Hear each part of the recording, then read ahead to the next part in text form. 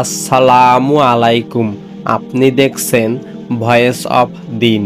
প্রিয় ভাই ও বোনেরা, কিয়ামতের দিন মানুষ যখন ভীতু সন্তুষ্ট থাকবে, তখন আল্লাহ তাআলা তার প্রিয় বান্দাদের জান্নাতের দরজা থেকে ডেকে নেবেন।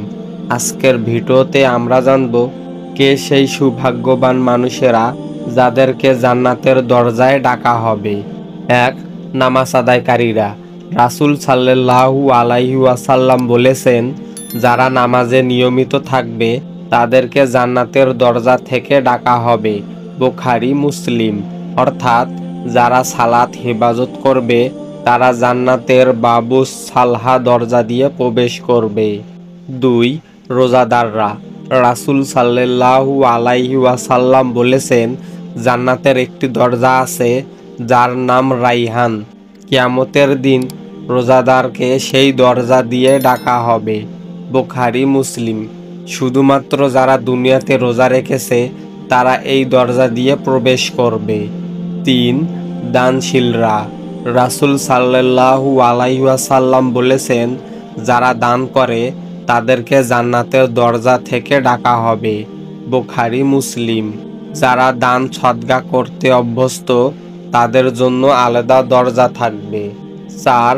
জিহাদের পথে বের হওয়া মুজাহিদরা। রাসূল সাল্লাল্লাহু আলাইহি ওয়াসাল্লাম বলেছেন, যারা আল্লাহর পথে জিহাদ করে তাদেরকে জান্নাতের দরজা থেকে ডাকা হবে। বুখারী মুসলিম। তাদের জন্য আল্লাহর রহমত বিশেষভাবে প্রকাশিত হবে। ৫.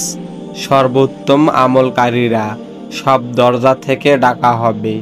রাসূল সাল্লাল্লাহু আলাইহি ওয়াসাল্লাম বলেছেন, যে ব্যক্তি সব আমলগুলো করবে তাকে জান্নাতের সব দরজা থেকে ডাকা হবে এবং সে ইচ্ছা মতো যে কোনো দরজা দিয়ে প্রবেশ করবে। বুখারী মুসলিম। এটা হবে সর্বোচ্চ মর্যাদার প্রতীক। প্রিয় ভাই ও বোনেরা, জান্নাতের দরজা থেকে ডাক পাওয়া হলো চূড়ান্ত সম্মান।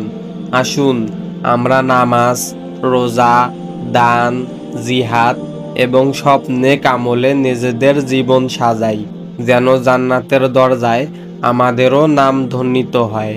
ভিডিওটি উপকারী মনে হলে লাইক দিন, কমেন্টে আপনার মতামত জানান, প্রিয়জনদের সাথে শেয়ার করুন। আর নতুন ইসলামিক ভিডিও পেতে ভয়েস অফ দিন চ্যানেলটি সাবস্ক্রাইব করুন। আসসালামু আলাইকুম ওয়া রাহমাতুল্লাহি ওয়া বারাকাতুহু।